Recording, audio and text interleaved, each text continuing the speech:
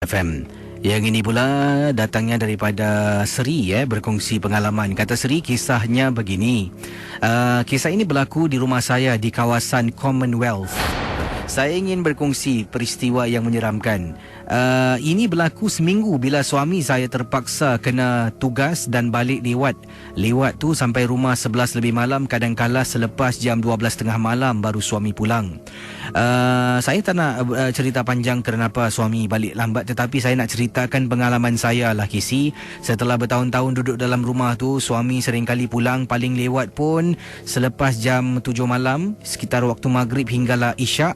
Tapi kali ini agak lewat kerana tugasan yang harus dilaksanakan, kata teman kita ini. Jadi apa yang berlaku, rumah saya di Commonwealth ni, rumah saya di tingkat 10. Dan rumah saya jenis koridor yang memanjang lah. Rumah di atas bukit berdekatan dengan kawasan, tak nak sebut nama tempatnya ya. Jadi pada satu malam ni, saya ni tiba-tiba rasa gelisah, Kisi. Hati ni macam tak sedap.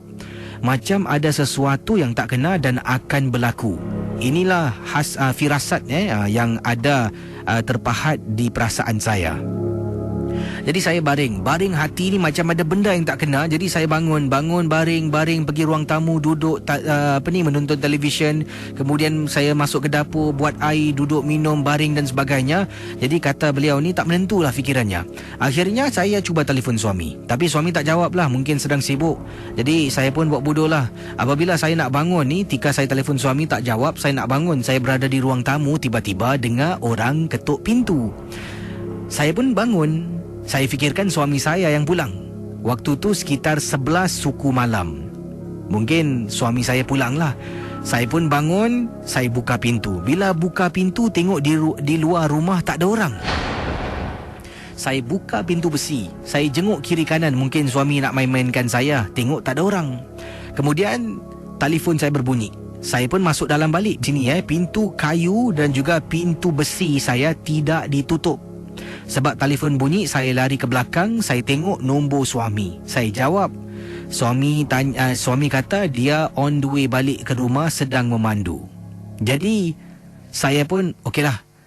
Saya letak telefon, jadi pasti yang tadi tu ketuk pintu bukan suami saya, sebab suami kata dia sedang memandu dalam perjalanan nak pulang ke rumah.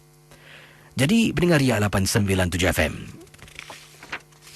Dalam perjalanan daripada meja makan ke pintu ruang tamu. Saya tinggal di Commonwealth, katanya tingkat 10. Waktu malam tu sunyi sepi. Semua rumah dah gelap.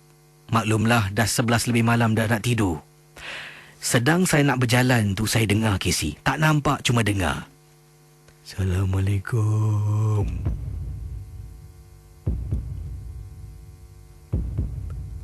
Assalamualaikum. Kisi, saya dengar, Kisi, orang beri salam. Walaupun tak jelas, bunyinya macam orang beri salam. Sekarang ni pintu besi, pintu kayu rumah saya ternganga luas. Tak ada orang dalam rumah kecuali saya seorang sahaja, kata Seri.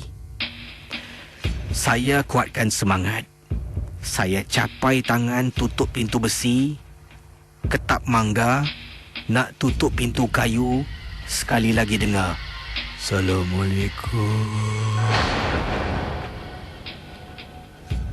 Saya terperasan dekat lantai bawah depan pintu rumah macam ada rambut orang, Kisi. Dengan segera saya hempas pintu, saya pekik sekuat-kuatnya. Kemudian saya masuk ke dalam bilik, menangis ketakutan. Sampailah suami saya pulang. Suami saya nak pegang saya terkejut menangis, Kisi. Suami terpaksa ambil air, baca, suruh saya minum. Barulah dapat saya tenangkan diri. Suami tanya kenapa. Saya ceritakanlah apa yang berlaku. Awal tadi ada orang main ketuk pintu, saya buka tak ada orang. Bila nak tutup tu ada orang, dengar macam orang beri salam. Itulah pengalaman saya, Kisi, dari Seri, yang berkongsi pengalamannya berlaku di rumahnya di salah sebuah kawasan, salah sebuah blok di Commonwealth. Terima kasih, Kisi.